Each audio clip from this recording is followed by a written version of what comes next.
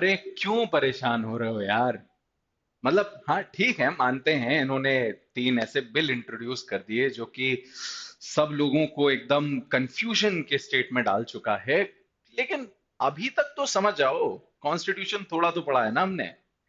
Now आज हम छोटा सा एक वीडियो लेंगे, क्या हुआ है, तैयारी पे उसका क्या असर पड़ने वाला है और किस तरीके से इससे कोप करें।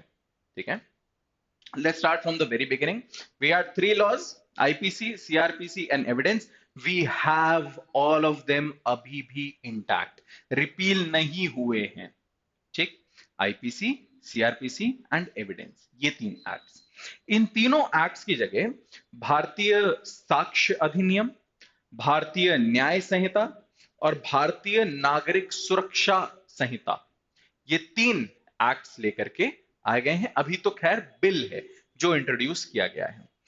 बिल इंट्रोड्यूस होने के बाद उसको स्टैंडिंग कमेटी के पास भेजा गया है, जो उसकी लीगैलिटी, प्रोसीजर, टेक्निकलिटी वगैरह सारी चीजें चेक करके उसको अप्रूव करेगी। स्टैंडिंग कमेटी के बाद ये बिल वापस लोकसभा में भेजा जाएगा। होंगे जो भी डिबेट्स होंगे, डिस्कशंस होंगे, हो सकता है इसमें कुछ अमेंडमेंट्स हों। इसलिए पहली रिक्वेस्ट आप सबसे, do not start reading and memorising these bills. Act नहीं बने हैं, इनको अभी से पढ़ना शुरू मत कीजिए, क्योंकि अभी तक इनमें अमेंडमेंट्स नहीं हुए हैं। These are not acts yet.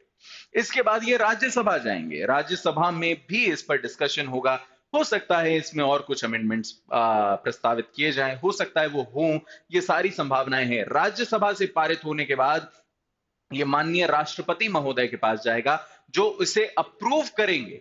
Approval के बाद इसका गजेट पब्लिकेशन होगा, जिसमें इसकी एक एनफोर्समेंट डेट सेंट्रल गवर्नमेंट निर्धारित करेगी। उस डेट को ये एनफोर्स किए जाएंगे। बहुत समय है, इसको आने में अभी बहुत टाइम है।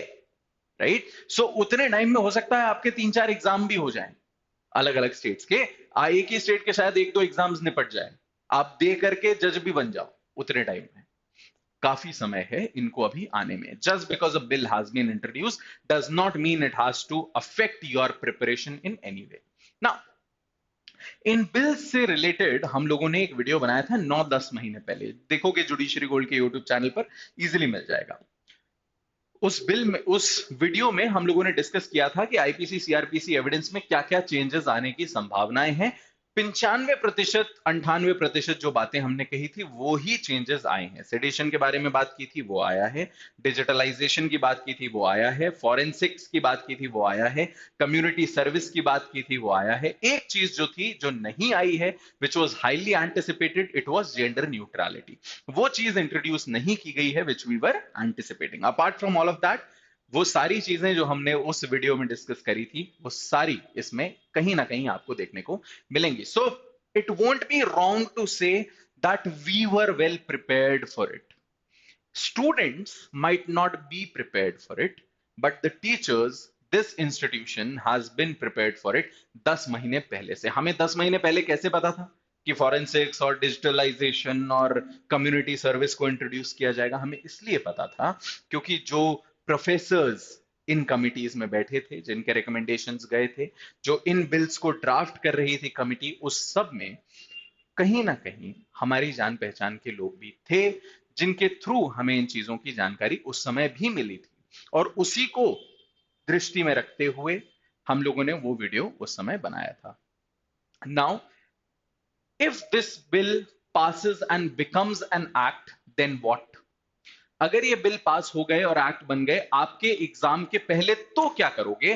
तो बॉस दोनों पढ़ने हैं, आईपीसी भी पढ़ना है, भारतीय न्याय अधिनियम भी पढ़ना है। एक चीज समझो, बेसिक्स में अंतर नहीं आया है, कॉन्सेप्ट्स में चेंज नहीं हुआ है।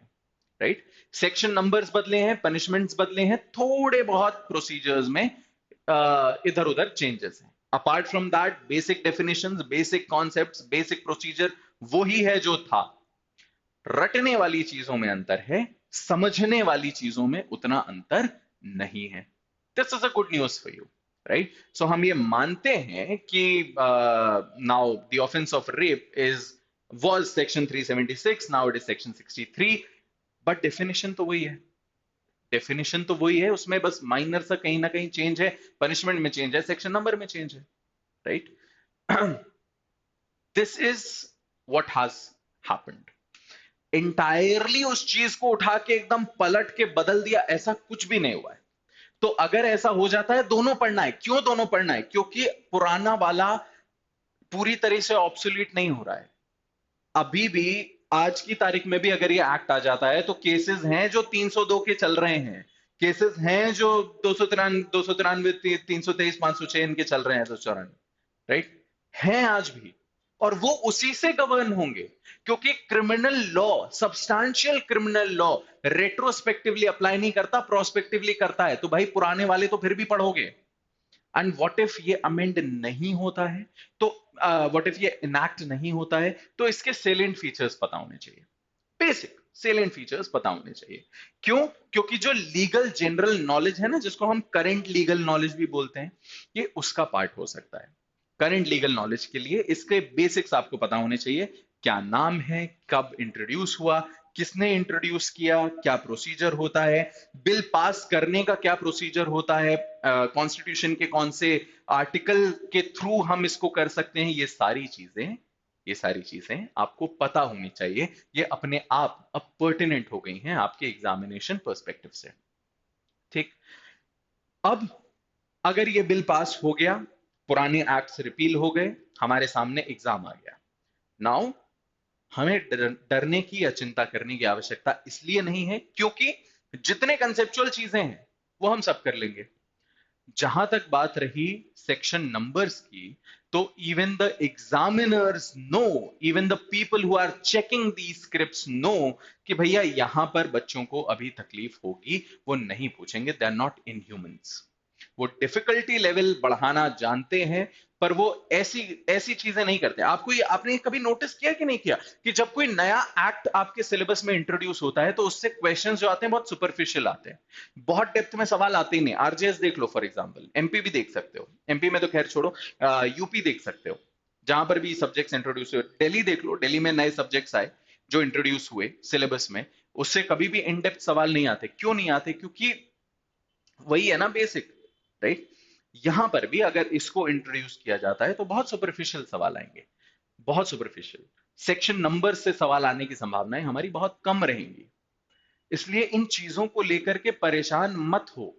मैं अभी बहुत दिन से क्या, जब से आया है तब से हर थोड़ी देर में मेरा व्हाट्सएप पिंग कर रहा है। There is some Telegram message, there is some WhatsApp message, there is an email, या फिर किसी ग्रुप पर लोग लड़े जा रहे हैं कि पता नहीं ऐसा कर दिया, बच्चों के साथ खिलवाड़ कर दिया, ये कर, कुछ नहीं है।